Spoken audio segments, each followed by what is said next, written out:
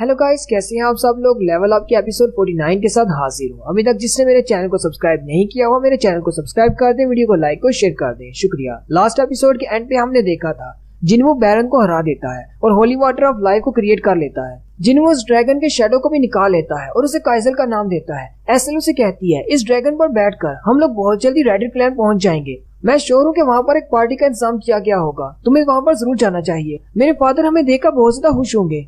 जबकि जिन्वो अपनी ही सोचों में गुम होता है। जिन्वो कहता है, अभी तो मैंने अपने रिवॉर्ड्स को हासिल करना है। सबसे पहला उसका रिवॉर्ड होता है हाई क्वालिटी का रून स्टोन। जिन्वो स्टोन की डिटेल्स पढ़ता है तो असल में उसके जॉब रिलेटेड स्किल होता है जो कि शैडो एक्सचेंज का होता है। यानी जिन्वो अपने शैडो के साथ अपनी बॉडी को एक्सचेंज कर सकता है, चाहे वो कहीं पर भी हो। लेकिन एक बार बॉडी एक्सचेंज करने के बाद उसे 3 घंटे तक इंतजार करना होगा। जिन्वो कहता है, ये तो बेसिकली टेलीपोर्टेशन जैसा ही है। जिन्वो अपने सोल्जर से कहता है, तुम सबने बहुत ही अच्छा काम किया। साथ वो एसेल से कहता है, मुझे लगता है कि तुम्हें वापस अकेले ही जाना पड़ेगा क्योंकि मुझे बहुत जरूरी काम है, इसलिए मैं यहाँ से जा रहा हूँ। एसेल से कहती है, तो फिर पार्टी का क्या होगा। जिन्वो से कहता है, तुम्हारा क्लैन 80 फ्लोर पर है, अब मैं वापस नहीं जाने वाला, वो भी सिर्फ पार्टी के लिए। साथ ही जिन्वो एसेल को बाय बोलता है और कहता है, अगर दोबारा कभी मौका मिला तो तुम्हें जरूर देखने के लिए आऊंगा। जिन्वो अपने नए मिलने वाले शैडो एक्सचेंज स्किल को एक्टिवेट करता है और अपने एक शैडो के साथ एक्सचेंज होकर अपनी गली में चला जाता है। जिन्वो कहता है, ये तो मेरी गली है, मैं तो वाकई में टेलीपोर्ट होकर यहाँ पर आ गया। और साथ ही टाइमर चलना शुरू हो जाता है। उसको 3 घंटे के बाद दोबारा ये स्किल एक्टिवेट हो सकता है। जिन्वो अपने शैडो सोल्जर्स में से काइजल यानी कि ड्रैगन को बाहर बुलाता है और उसके ऊपर बैठकर उड़ते हुए सीधा हॉस्पिटल की तरफ निकल पड़ता है। नेक्स्ट सीन हंटर्स एसोसिएशन की बिल्डिंग का होता है, जहाँ पर मिस्टर वू जिन जापान वालों की तरफ से दिए हुए डेटा को एनालाइज कर रहे होते हैं और कहते हैं यहाँ पर उनकी तरफ से भेजी गई सारी वीडियोस हैं जो कि सैटेलाइट से ली गई हैं। चेयरमैन गोगान ही कहते हैं, इसका मतलब जापान वाले बिल्कुल ठीक कह रहे थे। तीनों बार जब साउथ कोरिया वालों ने वहाँ पर रेड करने की कोशिश की थी, सारी चीटियां अपनी टनल से बाहर निकल आई थी, सिवाय उनकी क्वीन और उसके गार्ड्स के। मिस्टर जिनवो से कहते हैं, तीनों बार हम जब वहाँ पर पहुंचे थे, तीनों बार चींटियों की शेप चेंज थी, इसका मतलब वो इवॉल्व कर रही हैं। लेकिन हर बार उनका लाइफ स्पैन सिर्फ 1 ही साल का रहता है। चेयरमैन मिस्टर वू जिन से पूछते हैं, कितने % चांस है कि वो सारी चींटियां वापस टनल में आ जाएं, इससे पहले कि उनकी क्वीन को मारा जाए। मिस्टर वू जिन कहते हैं, जापान वालों ने कहा है कि वो सिग्नल जैमिंग टेक्निक इस्तेमाल करेंगे क्योंकि चींटियां एक दूसरे के साथ सिग्नल से बात करती हैं, इसलिए वो ऐसे मैजिक का इस्तेमाल करेंगे जिससे उनकी कम्युनिकेशन ठप हो जाएगी। गोगानी कहते हैं, तो इसका मतलब हमें सिर्फ क्वीन और उसके गार्ड्स का ही सामना करना पड़ेगा। उसी वक्त चेयरमैन गोगान ही को कुछ अजीब महसूस होता है, एक बहुत ही ज्यादा पावरफुल एनर्जी। मिस्टर वू जिन कहते हैं, क्या हुआ, आपको कुछ महसूस हुआ। चेयरमैन उसे कहते हैं, क्या तुम्हें एनर्जी महसूस नहीं हुई। चेयरमैन कहते हैं, मुझे अभी भी कुछ बहुत ज्यादा पावरफुल एनर्जी महसूस हुई, लेकिन वो बहुत ज्यादा दूर है। साथ ही वो मिस्टर वू जिन से पूछते हैं, क्या तुम्हें अभी तक मिस्टर संग जिन वू मिले या नहीं। मिस्टर वू जिन कहते हैं, नहीं, अभी तक हमारा उनसे कोई राब्ता नहीं हुआ। नेक्स्ट सीन में यूनहो मिन बियांगो के साथ बैठे होते हैं। मिन बियांगो भी एक एस रैंक का हंटर है जो कि रिटायर हो चुका है। यूनहो उसे कहते हैं, क्या तुमने अभी भी महसूस किया। मियांगो उसे कहता है, हाँ, हालांकि मैं रिटायर हो चुका हूँ लेकिन मेरा रैंक अभी भी एस है, मैं भी महसूस कर सकता हूँ, एक बहुत ही पावरफुल एनर्जी है। बियांगो से कहता है, हो सकता है चोई चोंग और चाइन आपस में फाइट कर रहे हूँ। तुम्हें पता है वो हमेशा अपने शेर को लेकर फाइट करते रहते हैं। वो दोनों वहाँ पर बैठकर पी रहे होते हैं। बियांगो से कहता है, यूनहो थोड़ा सा चीयर भी कर लिया करो, हमेशा इसी तरह करते रहोगे तो बहुत जल्दी बुढ़े हो जाओगे।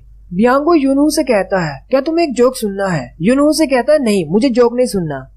यूनहो बियांगो की तरफ देखता है और कहता है, ये तो बहुत ज्यादा अजीब है, ये पहला एस रैंक का हंटर है जो कि इतना ज्यादा यंग होने के बावजूद रिटायर हो गया है। ये ना सिर्फ अभी जवान है बल्कि ना तो कहीं से जख्मी है और इससे कुछ भी नहीं हुआ, ये अपने आप ही रिटायर हो गया।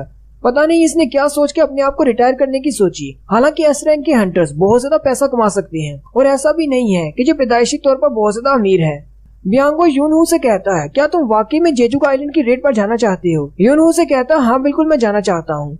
बियांगो से कहता है, लास्ट टाइम की रेड में तुम्हें याद है उनसुक कैसे मारा गया था, वो भी उन चींटियों के हाथों, क्या तुम भी वापस वहीं पर जाना चाहते हो। यूनहो से कहता है, मैं इसीलिए तो वहाँ पर जाना चाहता हूँ। अगर हमने चींटियों को इसी तरह छोड़ दिया तो उनके पर निकल रहे हैं, वो बहुत जल्दी कोरिया पहुँच जाएंगी और सारे लोग मारे जाएंगे। बियांगो से कहता है, तुम अपने देश से इतना प्यार कब से करने लगे।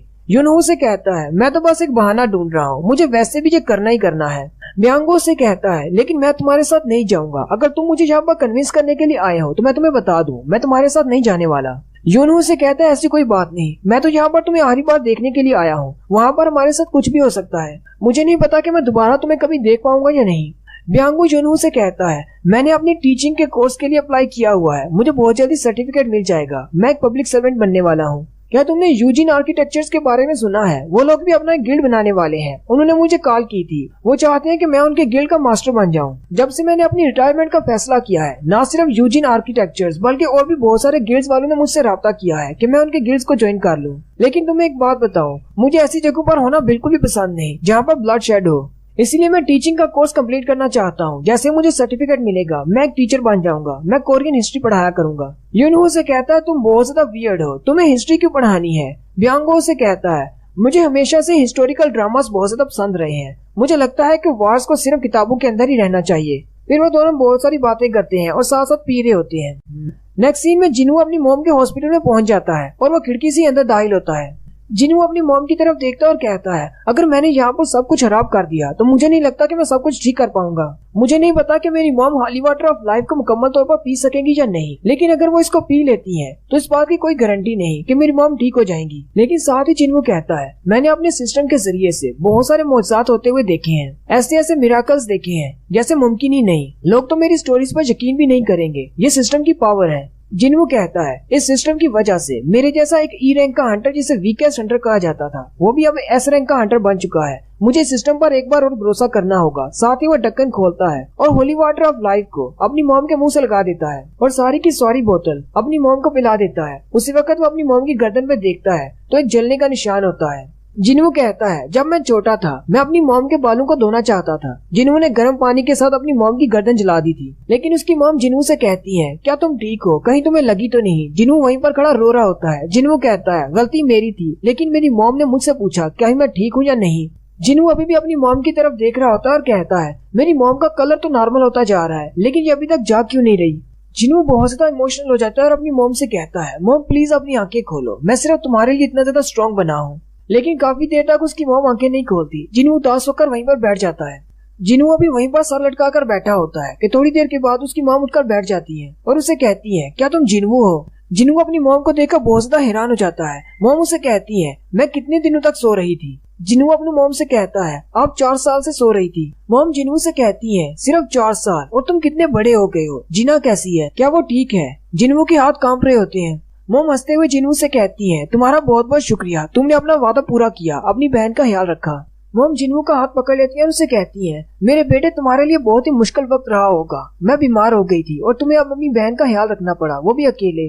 जिनू इसे सुनकर वहीं पर रोना शुरू कर देता है। उसी वक्त एक डॉक्टर मेन ऑफिस में जाता है और बड़े डॉक्टर से कहता है, हमारे पास एक इटरनल स्लंबर का पेशेंट था जो कि जाग गया है। डॉक्टर के पास उनका बहुत ज्यादा हैरान हो जाता है और कहता है, आज तक दुनिया में ऐसा कभी नहीं हुआ, कोई भी इटरनल स्लंबर का पेशेंट जागा नहीं।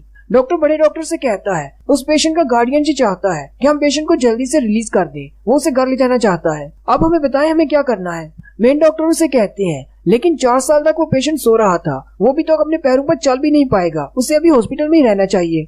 डॉक्टर उसे कहते हैं, लेकिन पेशेंट तो बिल्कुल परफेक्ट कंडीशन में है, वो तो चल फिर रहा है, उसे देखकर तो ऐसा लगता ही नहीं कि वो 4 साल तक सो रहा था।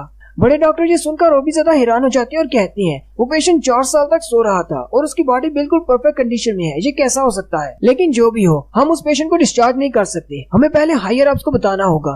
डॉक्टर चीफ से कहते हैं, मैंने गार्डियन को इस बारे में बताया था, लेकिन वो गार्डियन जो है वो कोई नॉर्मल इंसान नहीं है। छोटे डॉक्टर आगे बढ़ते हैं और मेन डॉक्टर से कहते हैं, क्या आपने सुना है, अभी कुछ दिन पहले अनाउंस किया गया था साउथ कोरिया के 10वें एस रैंक के हंटर के बारे में। ये वही लड़का है, इसका नाम सन जिन वू है और वो उसकी मॉम है। डॉक्टर एस रैंक के हंटर का सुनते ही बहुत ज्यादा घबरा जाते हैं और कहते हैं, अच्छा वो पेशेंट बिल्कुल ठीक है, उसे अभी डिस्चार्ज कर दो, उसे यहाँ पर रखने की कोई भी जरूरत नहीं। जिनवू जिना को भी लेकर आ जाता है और अपनी मॉम से मिलवाता है। मॉम जिना की तरफ देखती है और कहती है, तुम तो काफी ज्यादा बड़ी हो गई हो, पहले तो छोटी सी हुआ करती थी। जिना अपनी मॉम को देखकर रोना शुरू कर देती है और भागती हुई जाकर मॉम से लिपट जाती है। जिनवू अपनी मॉम की तरफ देखता है और कहता है, मेरी एफर्ट्स बिल्कुल भी जाया नहीं गई, मैंने जितना भी काम किया है मुझे लगता है कि मुझे उसका रिवार्ड मिल गया है। फिर जिनवू बाहर जाकर बेंच पर बैठ जाता है और अपना मोबाइल निकालकर न्यूज देखता है। जिनवू कहता है, जब मैं डीमन कासल में गया था तब मैंने अपना फोन ऑफ कर दिया था, यहाँ पर तो बहुत सारी मिस कॉल्स लगी हुई हैं और साथ में एक न्यूज भी होती है जिसमें उन्होंने रात के वक्त काइजन की एक पिक्चर ली होती है। जिनवू कहता है, ये तो हर एक चीज को न्यूज बना देती है, इनको लगता है शायद कोई मॉन्स्टर है। उसी वक्त जिनवू को फिर से कॉल आती है। जिनवू कॉल अटेंड कर लेता है। चेयरमैन गोगान ही उसे कहते हैं, मैं गोगान ही बोल रहा हूँ। जिनवू हैरान हो जाता है और कहता है, ऐसी क्या बात होगी, आप मुझे क्यों कॉल कर रहे हैं? चेयरमैन जिन्वू से कहते हैं तुमने अभी तक न्यूज में देख लिया होगा। जिन्वू को लगता है शायद काइसल की बात हो रही है। जिन्वू चेयरमैन से कहता है ठीक है मैंने न्यूज देख ली है, दोबारा ऐसा नहीं होगा। चेयरमैन उसकी बात सुनकर हैरान हो जाते हैं और कहते हैं मुझे लगता है शायद तुमने अभी तक न्यूज नहीं देखी। जिन्वू चेयरमैन से कहता है मैं कुछ अर्सा के लिए यहाँ पर नहीं था, मुझे बताएं क्या हुआ है। चेयरमैन जिन्वू से कहते हैं अगर तुमने न्यूज नहीं देखी तो ठीक है, मुझे टाइम दे दो, मैं तुम्हारे पास आता हूँ। जिन्वू उनसे कहता है नहीं आप रहने दे, मैं आपके पास आता हूँ। और यहीं पर हमारी एपिसोड 49 का एंड होता है। एक्सप्लेनेशन अच्छी लगी हो तो कमेंट करके जरूर बताएं। चैनल को सब्सक्राइब कर दें, वीडियो को लाइक और शेयर कर दें। शुक्रिया।